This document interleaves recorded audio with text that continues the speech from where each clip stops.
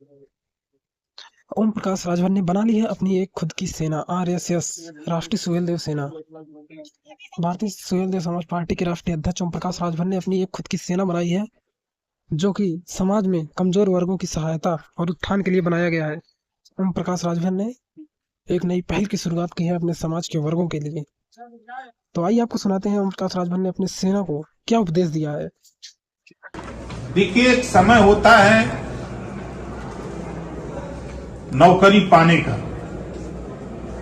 अब जिसकी उम्र 30 साल हो गई वो तो नौकरी नहीं पाएगा, कि पाएगा? अब आने वाला अगर हम नहीं पाए तो हमारे पीछे, हमारे परिवार में, हमारे गांव में जो बच्चे निकल रहे हैं, शिक्षा की तरफ बढ़ रहे हैं, उनको हम नई दिशा दें।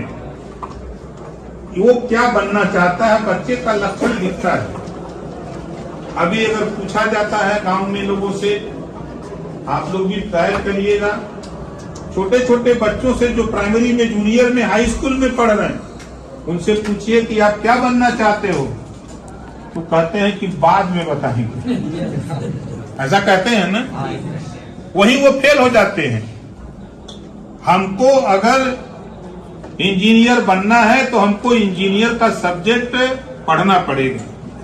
हमको डॉक्टर बनना है तो हमको डॉक्टर बनने के लिए डॉक्टर के वो सब्जेक्ट पढ़ना पड़ेगा। इसकी जानकारी हम आपको डॉक्टर के माध्यम से दिला देंगे कि डॉक्टर बनने के लिए बहुत से लोगों को पता नहीं, अभी है नहीं लड़का, इंटर पास करने के बाद अगर साइंस साइड से आप इंटर पास कर लें तो आप जिसको दांत का डॉक्टर भी बन सकते हैं, आंख के भी डॉक्टर बन सकते हैं, लेकिन उसकी डिग्री मिलती है, उसके लिए प्रयास करना पड़ेगा। कैसे वो डॉक्टर बनेगा, उसकी जानकारी आप लोगों को देना और आप लोगों को दूसरे को शेयर करना। जैसे हमारे जिले के कमांडर, अभी आपके ऊपर भी प्रदेश के कमांडर बनेंगे, बना दिए गए हैं। ये कार्यक्रम हमको अंदाज है कि 5 महीने से चल रहा था। आज मैंने जिद किया कि नहीं होगा, चाहे 100 लोग आवे, चाहे 200 लोग आवे, चाहे 500 लोग आवे, लेकिन होगा। शुरुआत तो हो, कहीं न कहीं से जब हम शुरुआत करेंगे, इसका मैसेज होगा। प्रयास हमारा ये है कि आपके बीच से एक आने वाले दिनों में, कुछ ही दिनों के बाद, देखिए नौकरी बड़ी मिलने जा रही है वंचितों को। अभी लोग भ्रमित हैं। 27% रिजर्वेशन पिछड़ी जाति को 1993 से लागू है। वीपी सिंह ने जब घोषणा किया, विवाद हुआ, सुप्रीम कोर्ट मामला गया, 1993 में लागू हुआ। 32 साल से आरक्षण हमको आपको मिल रहा, लेकिन 32 साल के बीच में हमारा हिस्सा कहां लूटा जा रहा है।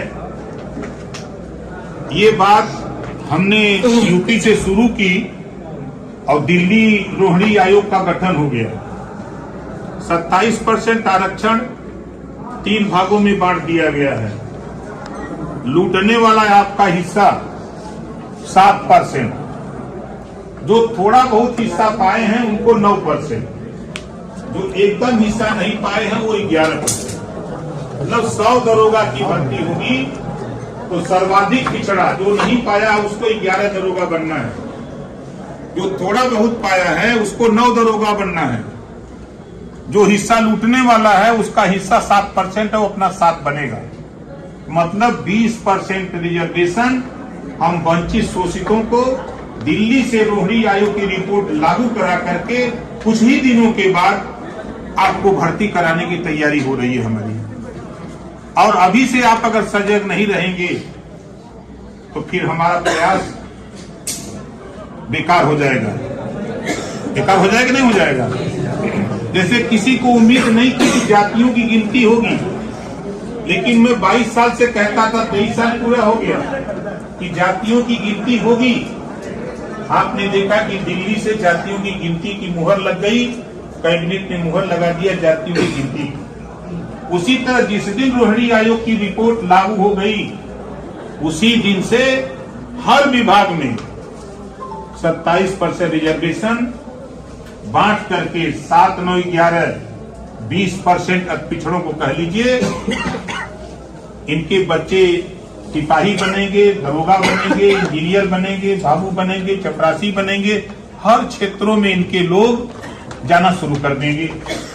इसके लिए हमको आपको बहुत से लोगों की, जैसे आपके बीच से उम्र हो गई कि भाई हमारी तो उम्र हो गई, हम क्या करेंगे। अब आपकी उम्र हो गई तो आपके घर तो बच्चे हैं कि नहीं है, परिवार है। अब उस परिवार को उस ऊंचाई पर पहुंचाने के लिए अब आपको काम करना है। हमारे प्रयास से, जो पिछली बार हम लोगों ने प्रयास किया, हजारों लोगों को हम लोगों ने नौकरी दिलवाया, हजारों लोग नौकरी कर रहे हैं। जब पुलिस की भर्ती हुई, पुलिस लाइन में लोग जय सुहेल देव बोलने लगे तो वहां आरआई पूछते हैं कि जय सुहेल देव क्या होता है। तो बच्चे बताने लगे कि हम लोगों को एक राष्ट्रीय सुहेल देव सेना बनाई गई थी, उसमें ट्रेनिंग दिया गया था, उसके माध्यम से हम लोग भर्ती हुए हैं, इस नाते हम लोग जय सुहेल देव बोल रहे हैं। हड़कंप मच गया कि वहां पुलिस लाइनों में। तो ये मैसेज हमारा जो है आज आपको सिर्फ इतना है। अभी आपने देखा कि वर्तमान सिपाही, अब वो शेयर करेंगे आपको कि हम सिपाही बनने में हमने क्या क्या किया।